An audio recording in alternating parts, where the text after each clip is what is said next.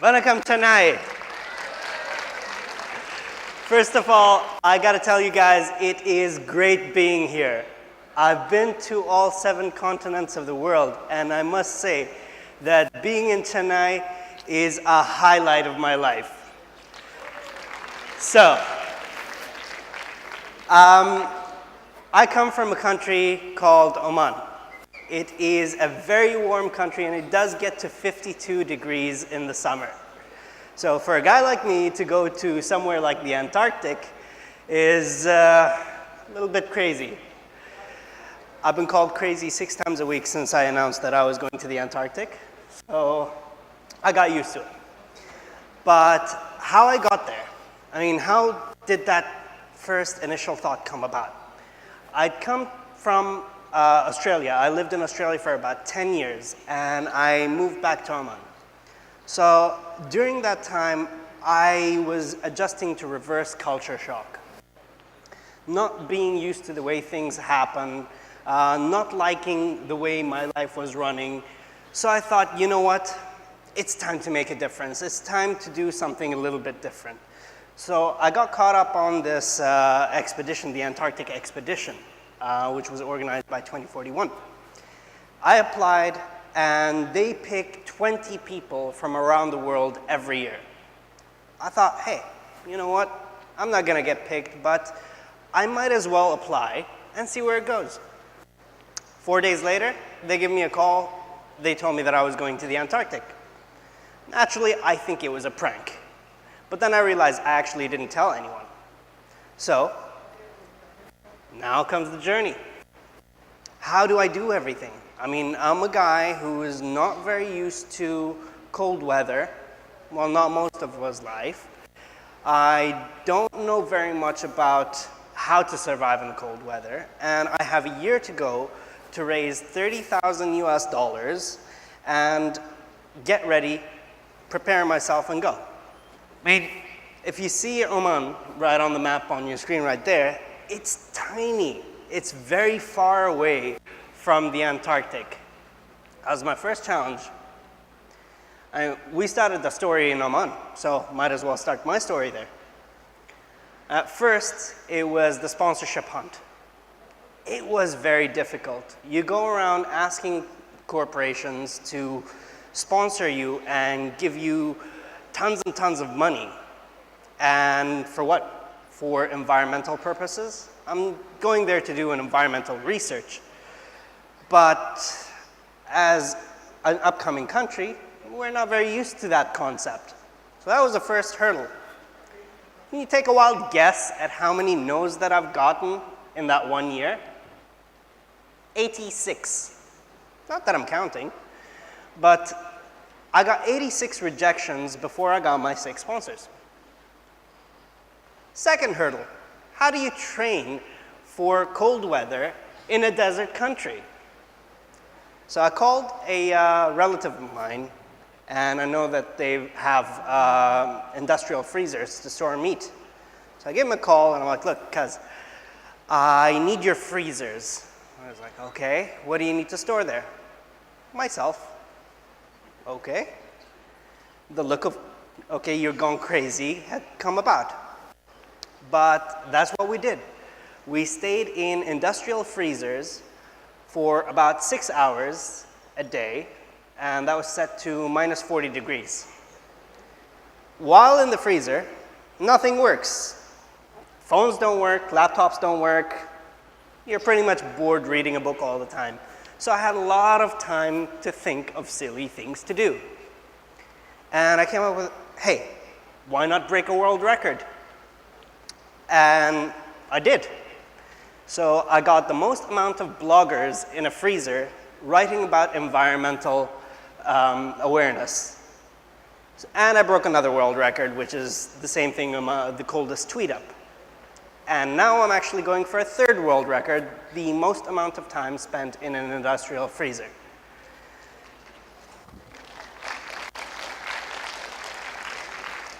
I'll tell you, boredom does very, very funny things. Okay, the other challenge was the equipment. No smart entrepreneur in a desert would go, hey, let's build a store and put all cold weather gear in there. So I had to get equipment from Germany, from the US, and it was a struggle. I actually got the last bit of my equipment 3 days before I had set off to the Antarctic. Unfortunately, those were my thermal boxers, so I was quite scared. Now, with all the training done, with everything done, you know, it was a full year of struggling to get into the media, trying to get recognized by any NGO, and it was very difficult. At that point, I realized, you know what, it's a great opportunity, but I need to step it up. And working a full-time job didn't allow me to do so. So I quit my job. Again, people thought I was crazy leaving a very well-paid, good position to do an Antarctic expedition where the outcome is not very clear.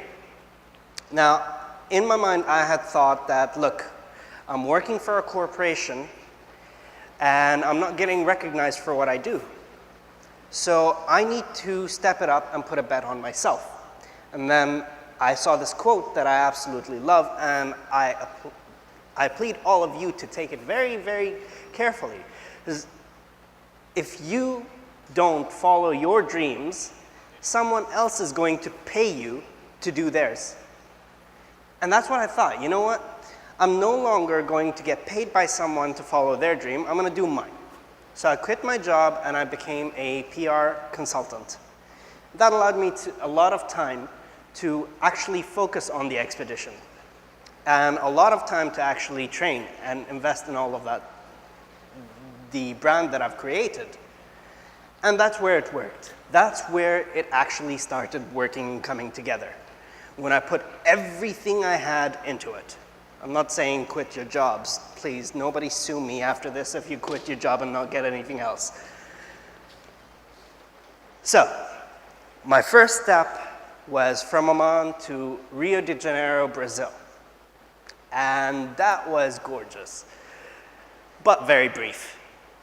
Second stop was Buenos Aires, Argentina, and that's where the first hurdle came about. We were at the airport in Buenos Aires, and our flight got delayed for 12 hours. Now, we didn't have any place to stay there, so we did the traditional thing, which is sleep in the airport. That wasn't fun. Argentina is not the safest city, so you can't completely sleep. So we slept in shift. That's not a random stranger taking a photo of me.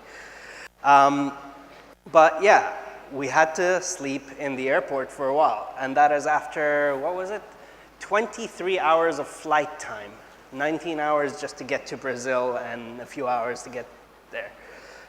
But then we actually ended up on our plane and we got to Ushuaia, Argentina. And that's where things got really interesting. The first step, we met some really amazing people. Our expedition was full of really inspirational people. I met the vice president of Shell International, and he was in the room next to me, and I was, hey buddy, how's it going? And then 3 days later, I find out that he's the VP of Shell. So no more cheap oil for me. Next stop was mountaineering, rope training, and all of the really essential things that we needed. The Antarctic isn't the easiest place to survive in. It's coined as the most dangerous place on Earth. And that's because of the different elements from crevasses, blizzards, and different things. You need to learn how to prepare yourself. That's another lesson as well, is that if you are going to quit your job, you better be prepared to do what you need to do full steam ahead. And that's how we ended up going to the Antarctic. We didn't just go there. There was a lot of preparation. And practice. At the end of it, we did a trek in the Marshall Glacier. That place is cold, steep, and exhausting. And that was our first hello to our expedition. After that, we actually set off on the real journey, the Antarctic. The First step was the Drake Passage. The Drake Passage is known as being the most dangerous, most crazy place in waterway history. So we had waves that were about 6 to 8 meters high. Now, if you're gonna think about that, that's probably where those windows are up there. And we're talking about an icebreaker that carries 150 people rocking from side to side. They actually give you seat belts so that you strap yourself in at night so you don't fly off. 2 people managed to fly off. I had fun watching them. Okay, the other thing is, because the boat is rocking from side to side, you get sea legs. So you're constantly moving like a very drunk person. Now, I warn people this when I meet them. I'm not a nice guy. I like to have fun at the pleasure of other people. So I have my sea legs on. I am Omani. We love the sea. We always spend a lot of time in the sea. So when we step onto the land, what we do is we see those people who aren't used to the sea and just go. They automatically try and counter that and start falling. I got beaten up twice doing that. There are different things, different species, different animals that you get to see in the Antarctic. And that's because it's completely unpolluted and untouched. And we got to Mikkelsen Harbor, and that's where I became the 5th Omani to ever step into the Antarctic.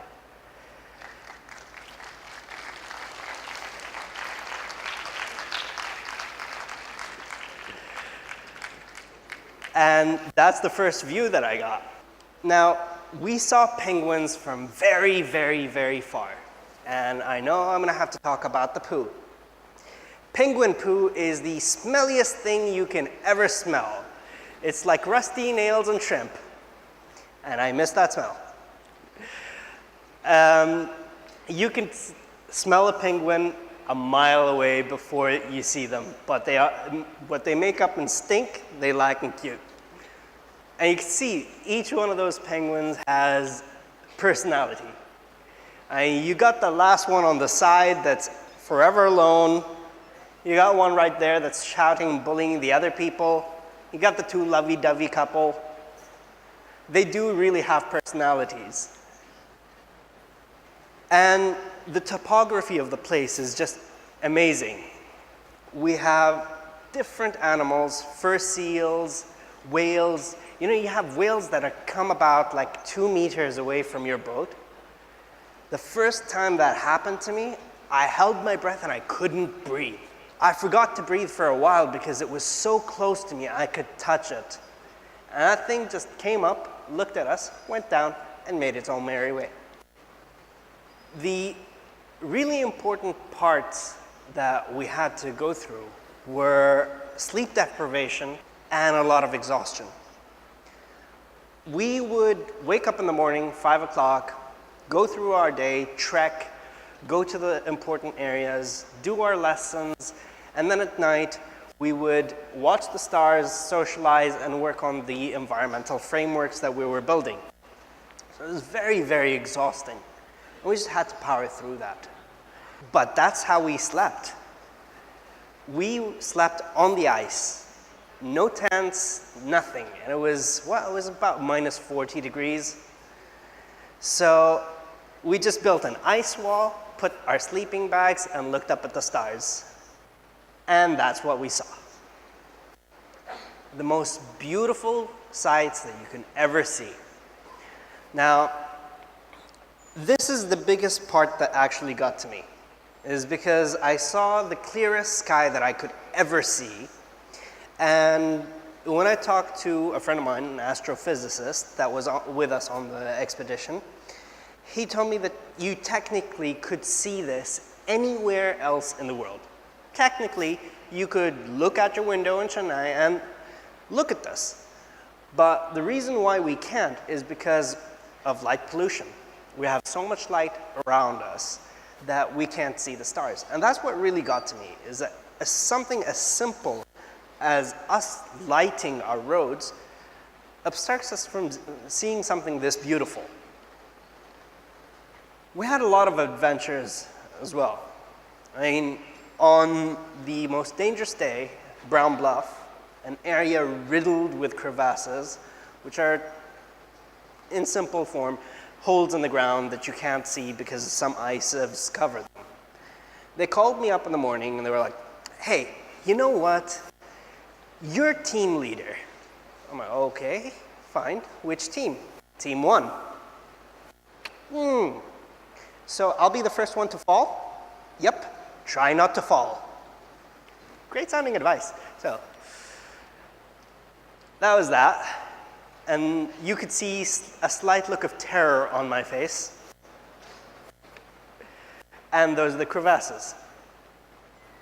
We ended up going to a research station, a Russian research station, Bellinghausen. And through the efforts of 2041, you can actually see it right now. It was littered with, I think it was 6 tons of garbage. 6 tons of human-made waste. And it took 9 years to clear that up. But isn't it worth it? Instead, where that garbage lied, they built an environmental base. There's one in the Himalayas right now, that's the second E-base. And there's going to be a third E-base in Australia. These E-bases are made to show everyone that it can be done. We can go completely solar. We can go completely renewable energies. This base runs in Antarctica, in the coldest place on Earth, windiest place on Earth, driest place on Earth, completely on solar energy 365 days a year. It runs completely on solar. And we have better solar radiation in Oman. So why can't we run it in our countries? Why can't we run it in India? And then we got to say farewell to the Antarctic 10 days later by the most beautiful sunset I've ever seen. Now, the story didn't stop there.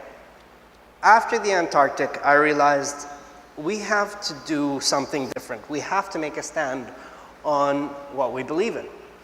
If I hadn't quit my job and if I hadn't dedicated a lot of time into the expedition, I wouldn't have gone to the Antarctic. I wouldn't have done that. But I had to do a continuous stand. So I came back home and I did a plastic bag reduction campaign. Basically convinced organizations that if you reduce your plastic bags, you save money. It sounds very simple. And it gets a little bit more complex with calculations and things like that, but eventually, after a lot of work, I managed to convince a couple of organizations to reduce 1 million plastic bags a month. Now, since I'm back, that makes it 15 million plastic bags have been reduced from Oman. So, after that, I thought, I cannot do it alone. You can never do everything by yourself. So I've got a new team of people to come with me. Well, actually, it was supposed to come with me, but there were only 3 seats left. So now they're going. 2 of them are women, by the way. So good luck to that guy. Now, I got my team right now, and they're going to be heading up to Antarctica in March. So hopefully this story is going to keep on continuing. We're going to get new teams next year, and the year after that, and the year after that. And hopefully we're going to get more people to make a stand for their own environmental initiatives. You never know. Maybe one of you guys could be the next Freezing Omani. Thank you.